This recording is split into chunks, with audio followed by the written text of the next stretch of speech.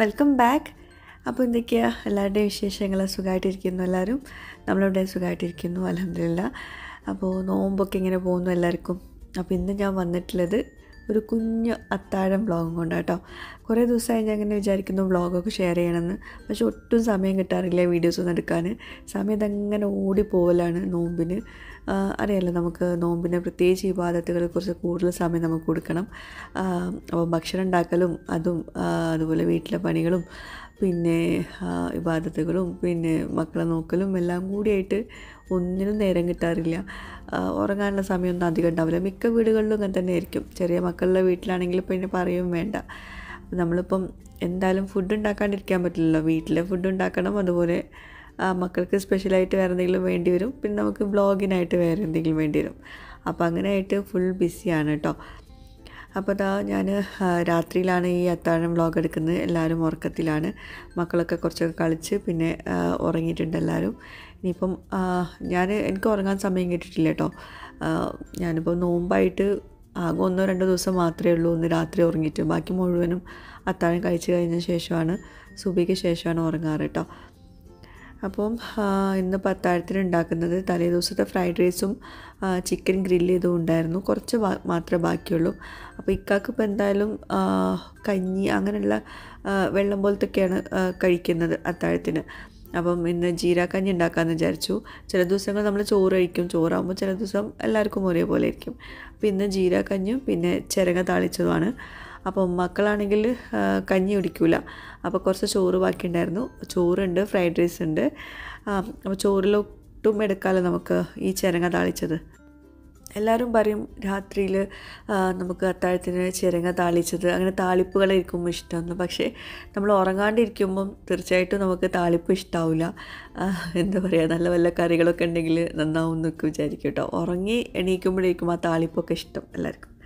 അങ്ങനെ തന്നെയാണെന്ന് വിചാരിക്കുന്നത്. അപ്പോൾ ഞാൻ തേങ്ങയൊക്കെ ആദ്യം തന്നെ കുറച്ച് ചൂടുവെള്ളത്തിലൊക്കെ ഇട്ട് വെച്ചിട്ടുണ്ടായിരുന്നു, തേങ്ങാപ്പാൽ കിട്ടാൻ വേണ്ടിയിട്ട്.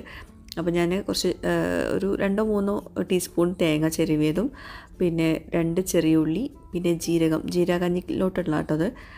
ഒരു 1/4 ടീസ്പൂൺ ജീരകം, 1/4 ടീസ്പൂണ് പച്ചമല്ലിയാണ് എടുത്തിട്ടുള്ളത്. പച്ചമല്ലി ഇല്ലാന്നുണ്ടെങ്കിൽ മല്ലിപ്പൊടി ഒരു 1/4 ടീസ്പൂൺ എടുത്തോളൂ. മഞ്ഞൾപ്പൊടി ഒരു പിഞ്ച് മഞ്ഞൾപ്പൊടി കേട്ടോ. പിന്നെ കുറച്ച് വെള്ളം ചേർത്തിട്ട് നല്ലോണം പേസ്റ്റാക്കിയിട്ട് അരച്ചെടുക്കുക. അപ്പോൾ ഇതാണ് ജീരക കഞ്ഞിലോട്ടുള്ള മിക്സ് കേട്ടോ. അപ്പോൾ നമ്മുടെ ചിരങ്ങ, പച്ചമുളകും കുറച്ച് വെള്ളം ചിരങ്ങ കട്ട് ചെയ്തും കൂടി ചേർത്തിട്ട് വേവിക്കാൻ വെച്ചിട്ടുണ്ടായിരുന്നു. വേവിച്ച ശേഷമാണ് ഉപ്പ് ചേർക്കുന്നത് കേട്ടോ. ജീരക കഞ്ഞിലോട്ട് നമ്മുടെ അരപ്പ് ചേർത്തിട്ടുണ്ട്. ആവശ്യത്തിനുള്ള ഉപ്പ് ചേർത്ത് കൊടുക്കുക. ജീരക കഞ്ഞി ഞാൻ ഉണ്ടാക്കുന്നത് 1 കപ്പ് ചോറുണ്ടല്ലോ, ചോറ് ഓൾറെഡി ഇവിടെ ഉണ്ടായിരുന്നു. അപ്പോൾ അതുകൊണ്ട് 1 കപ്പ് ചോറും അതിലോട്ട് വെള്ളം ഒഴിച്ചിട്ട് നന്നായിട്ട് ഒന്നുകൂടെ തിളപ്പിച്ചിട്ടുണ്ട് ചോറ്.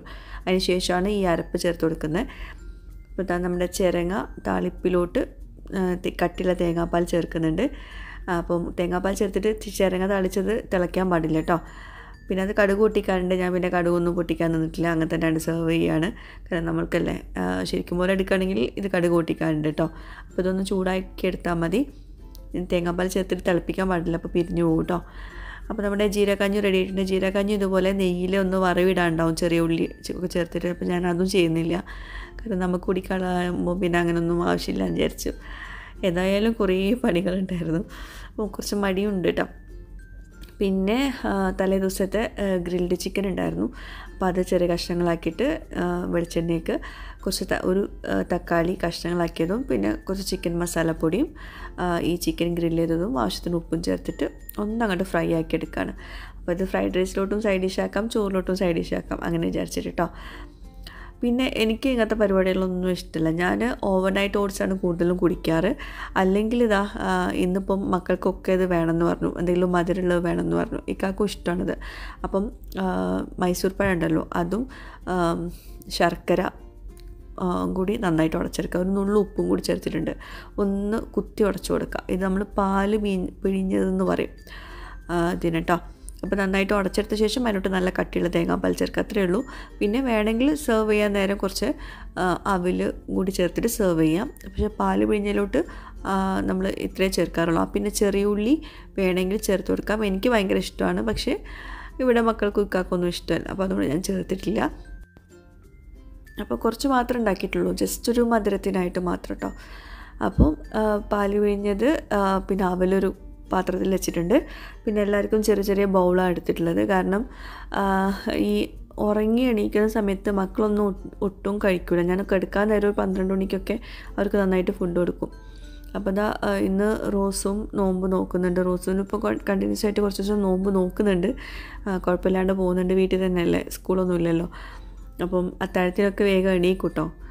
കാരണം അല്ലെങ്കിൽ പിന്നെ ഞാൻ നോമ്പ് നോപ്പിക്കൂല വിചാരിച്ചിട്ട് വേഗം എണീക്കും. പിന്നെ കുറേ ഐറ്റംസ് ഉണ്ടല്ലോ, എന്നും ഇങ്ങനെ ഒന്നുമല്ല കേട്ടോ. ഞാനിന്നിപ്പം വീഡിയോ എടുക്കാൻ തന്നെ കാരണം കുറച്ച് വെറൈറ്റി ഉണ്ടാക്കുന്നുണ്ടല്ലോ വിചാരിച്ചിട്ടാണ്. ചില ദിവസം ഞാൻ പിന്നെ ചോറ് എന്തായാലും എല്ലാ ദിവസവും ഉണ്ടാവും. അത് ചിലപ്പോൾ വെള്ളം ഒഴിച്ച് തേങ്ങാപ്പാൽ ഒഴിച്ചിട്ട് പാൽ കഞ്ഞി കുടിക്കും, അങ്ങനെയൊക്കെ ആയിരിക്കും. അപ്പോൾ കൂടുതൽ ഞാൻ പറഞ്ഞല്ലോ ഓവർനൈറ്റ് ഓട്സാണ് ഉണ്ടാക്കാറ്. എനിക്ക് മാത്രം അതുണ്ടാക്കും, ബാക്കിയുള്ളൊരു ചോറും കഞ്ഞിയൊക്കെ കൂടി അങ്ങോട്ട് അഡ്ജസ്റ്റ് ചെയ്യും. അപ്പോൾ ഞാൻ ഫ്രൈഡ് റൈസ് തികയൂല വിചാരിച്ചിട്ടാണ് ഞാൻ ചോറും ഈ എല്ലാം കൂടി ഒന്ന് സൈഡാക്കി വെച്ചത്. അപ്പോൾ നോക്കിയപ്പോൾ എല്ലാവരും ഫ്രൈഡ് റൈസ് തന്നെയാണ് കൂടിയിട്ടുള്ളത്. അപ്പോൾ ഇതാ ഇതിങ്ങനെ കേട്ടോ സെർവ് ചെയ്യുക. അപ്പോൾ ഇനി എനിക്ക് നിങ്ങളോട് ചോദിക്കാനുള്ളത്, നിങ്ങളുടെ വീട്ടിലൊക്കെ നിങ്ങൾ എന്താണ് അത്താഴത്തിന് കഴിക്കുക എന്നുള്ളതാണ്. അപ്പം ഞാൻ കൂടുതലും പറഞ്ഞല്ലോ ഓവർനൈറ്റ് ഓട്സ്, അതെൻ്റെ ഫേവറേറ്റ് ആണ്. ഇപ്പം ഞാൻ റെസിപ്പി ഷെയർ ചെയ്തിട്ടുണ്ട്. പല വിധത്തിലും ഉണ്ടാക്കാറുണ്ട് കേട്ടോ. അതാണ് എനിക്ക് എളുപ്പം. നമ്മൾ പിന്നെ പെണ്ണുങ്ങൾക്ക് എന്തായാലും വേണ്ടിയില്ല, എന്തെങ്കിലുമൊക്കെ കഴിച്ചാൽ മതി. പക്ഷെ ബാക്കിയുള്ളവർക്ക് അങ്ങനെയല്ലല്ലോ, അവർക്ക് കാര്യമായിട്ട് വേണം. പിന്നെ ഇത് ബൗളിൽ എന്താ കഴിക്കുന്നതെന്ന് വിചാരിക്കേണ്ട. കാരണം ഇവിടെ പ്ലേറ്റിൽ ചോറ് കൊടുത്താൽ അവർ വിചാരിക്കും കുറേ ചോറുണ്ടല്ലോ എന്ന് പറഞ്ഞിട്ട് പകുതി മുക്കാൽ അവിടെ ഇട്ട് പോവും. അപ്പോൾ ബൗളിലാവുമ്പോൾ അത്യാവശ്യം ഫില്ലാവും ചെയ്യും. എന്താ പറയുക, അവർക്ക് കുറച്ച് മാത്രം കഴിച്ചൊരു ഫീലായിരിക്കും ഉണ്ടാവുക. പിന്നെ ജീരക കഞ്ഞി പിന്നെ നമ്മളെ വീഡിയോ എടുക്കൽ കഴിഞ്ഞിട്ട് കുടിച്ചോളാം എന്ന് പറഞ്ഞിട്ടുണ്ട്. അപ്പോൾ നിങ്ങളുടെ അത്താഴം എന്തൊക്കെയാണെന്നുള്ളത് താഴെ കമൻറ്റ് ചെയ്യുക. അപ്പോൾ നമ്മുടെ വ്ളോഗ് കഴിഞ്ഞിട്ടില്ല, ഒരു സംഭവം കൂടി ഷെയർ ചെയ്യാനായിട്ടോ. ഒരു ഡ്രസ്സ് റിവ്യൂ ആണ് ഷെയർ ചെയ്യാൻ പോകുന്നത്. ലെവൽ കസിന എന്ന് പറഞ്ഞിട്ടുള്ള ഇൻസ്റ്റാ പേജിൽ നിന്ന് എനിക്ക് വന്നിട്ടുള്ള കുറച്ച് ഡ്രസ്സുകളാണ്, കുറച്ചല്ല 2 ഡ്രസ്സാണ് കാണിക്കാൻ പോകുന്നത്. 3 മലയാളി സ്ത്രീകൾ, അവർ കസിൻസ് കൂടിയാണ്. അവർ നടത്തുന്ന ഒരു ഓൺലൈൻ ബുട്ടിക്കാണ് ഈ ലേബൽ കസിന എന്ന് പറഞ്ഞിട്ടുള്ളത് കേട്ടോ. അപ്പോൾ ഞാൻ ഇൻസ്റ്റാഗ്രാമിൽ ഷെയർ ചെയ്ത സമയത്ത് പലർക്കും ഡൗട്ടുണ്ടായിരുന്നു മലയാളീസ് തന്നെയാണോ എന്ന്. മലയാളീസ് തന്നെയാണ്. അപ്പോൾ ഇവിടെ സൈഡിൽ കാണുന്ന വീഡിയോ ഉണ്ടല്ലോ, അത് ഇൻസ്റ്റഗ്രാമിൽ ഞാൻ ഷെയർ ചെയ്തിട്ടുള്ള വീഡിയോ ആണ്. 2 ഔട്ട്ഫിറ്റ്സും കിട്ടിലുമായിരുന്നു കേട്ടോ. നിങ്ങൾ കാണുമ്പോൾ തന്നെ മനസ്സിലാവും, നല്ല വെറൈറ്റി കളക്ഷൻസ് ആണ് അവരുടെ അടുത്തുള്ളതും. മൊത്തം വെറൈറ്റി കളക്ഷൻസ് ആണ്.